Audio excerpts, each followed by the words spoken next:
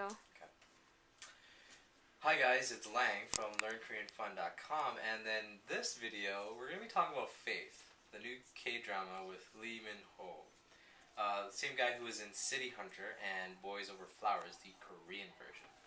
Now, the drama's about like the olden days, like ancient Korea. Because in the drama, it's not called Korea, it's called Goryeo or something. And basically, the whole political thing is that there's a king who was exiled to China, the Yuan Yuan dynasty or whatever, and he's been living in the Yuan place for like over what, maybe 8-10 years now. So now he's going back to Korea to be the king because he's basically the Chinese dynasty's pawn for South Korea, or in this case, Korea. So we have the main character. He's the king. He's a young king. He's a teenager, and he's forced to marry this Yeon girl who's like who's Chinese, but then she speaks Korean for some reason. We don't know why yet. So that will probably be her backstory. So I guess the main character is Lee Min-ho, the actor. He is a general in the Korean army. He's like a superhero, basically, because he shoots electricity out of his out of his arms, and he like okay. So basically, what happened was they needed to find a doctor to heal, to do surgery on the princess who got her neck slashed by assassins, right? So then there's this legend where there's this portal that opens up to heaven. So the general guy, Woldachi, that's his name in the drama. He goes to the future, but he doesn't know it's the future. He thinks it's heaven. So he goes to heaven through this portal, and he finds this doctor who's a plastic surgeon, not a she's a plastic surgeon, right? So she specializes in plastic surgery because she's a gold digger. She wants money. She wants money to live a good life. So, anyways,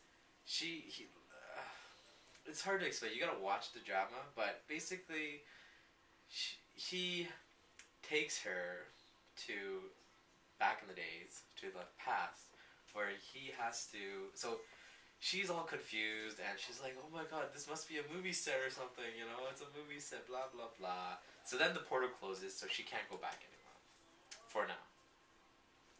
And this is my first impressions of it. So I'm really intrigued with this drama because it reminds me a lot like Lord of the Rings, but like the Asian version.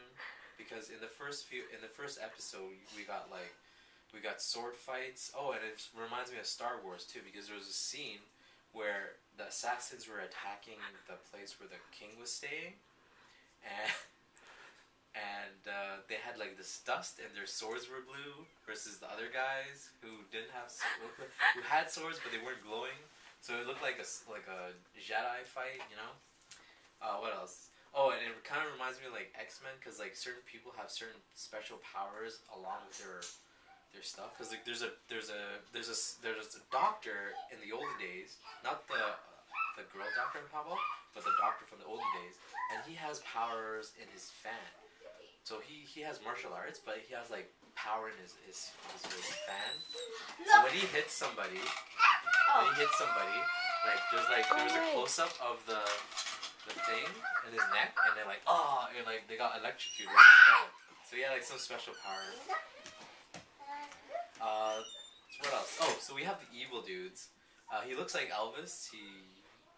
He wears this white little jumpsuit maybe. I don't know what it looks like, but he looks like Elvis. Okay, he's wearing this suit like Elvis, but he's the uncle of the new king, and the uncle wants to take over the new king because he's been working all these years for the king, and next thing you know, this new king from out of nowhere shows up. So he's pissed off.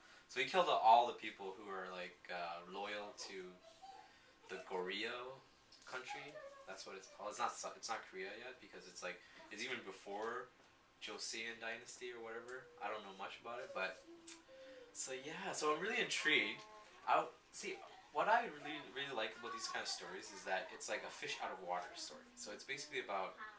I hope that the doctor from the future, has more of a role in the drama than just say the love interest for the main general dude. Okay, I want her to be like, I want her to actually do something and mean something in the drama. Like, I want her views on the future to somehow penetrate into the society of the current, like, olden days, right? So I want to see more scenes where, oh, I also want to see more scenes where she's like trying to deal with her like surroundings, like, you know, how so different it is, right? And how she can't believe that she's in the past. Like, right now we're at episode 4, and I'm thinking that she's slowly starting to understand that maybe she might not be able to go home. But really excited for this drama. So I'm probably not going to be watching it week by week. I'm gonna wait until like October comes around when they have 24 episodes out, and then just take a couple of days off work and just watch it. Cause I can't deal with this like suspense. I'll forget what happened last week, so I can't handle that. So this is one of the dramas that I'm hooked in. I watched 4 episodes so far, and I think I'm hooked. So I'm gonna have to wait and not watch anymore, and just wait until they all finish airing. So that's my impressions of and ramblings of Faith. So if you guys are interested in a time traveling Korean drama that is way better than Dr. Jin, then you should watch Faith.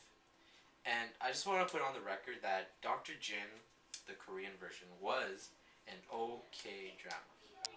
Actually, no, I wouldn't say it was an okay drama. I would say it was kind of like, it was so bad, it became funny and good in a sort of weird way. Yeah, okay.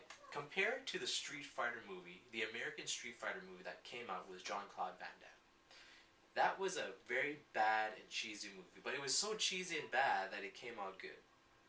So compare Dr. Jin to that. So that's all I wanted to say, and be sure to check out learnkoreanfun.com for more updates on things that are fun about Korean.